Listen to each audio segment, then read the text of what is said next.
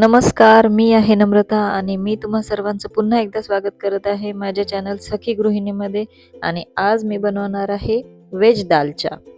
आणि व्हेज दालचा बनवण्यासाठी आपल्याला लागणार आहे, त्यासाठी लागणार आहे अर्धा कप तुरीची डाळ, पाव कप मसूर डाळ, भिजवलेली चिंच, एक कांदा, एक टमाटर, एव्हरेस्टचा किचन किंग मसाला, गरम मसाला, चवीपुरतं मीठ, लाल तिखट, हळद आणि हिंग, चिमूटभर हिंग पावडर केलेली आहे मी, आणि अद्रक लसणची पेस्ट.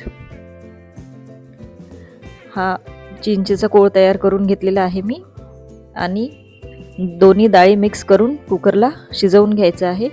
आता फोडणीमध्ये कांदा टाकायचा आहे. तेल गरम झालेलं आहे, याच्यामध्ये कांदा टाकायचा आहे, परतवायचा आहे, व्यवस्थित फ्राय करायचा आहे.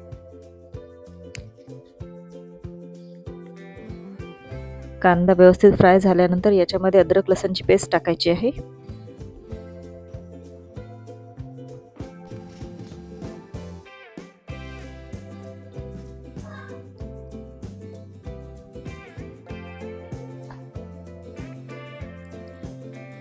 आणि आता याच्यामध्ये एक चिरलेला टमाटर टाकायचा आहे.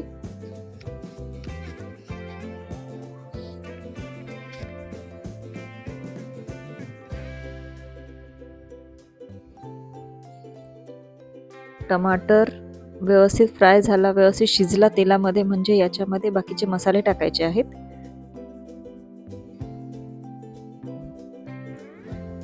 हळद,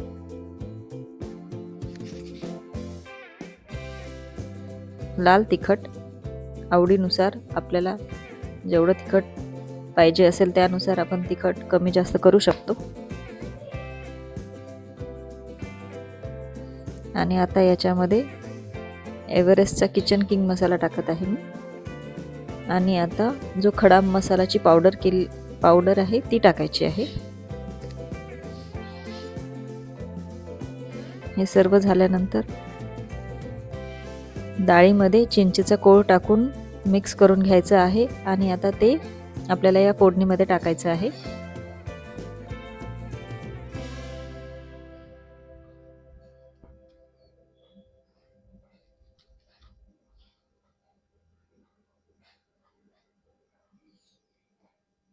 याच्यामध्ये थोडंसं पाणी टाकायचं आहे.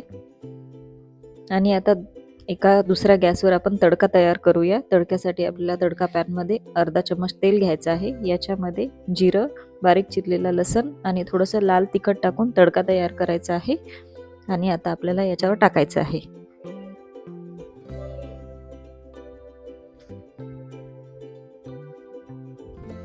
तयार झालेला आहे आपला व्हेज दालचा. आता याच्यामध्ये फ्रेश बारीक चिरलेला सांबार म्हणजेच कोथिंबीर टाकायची आहे.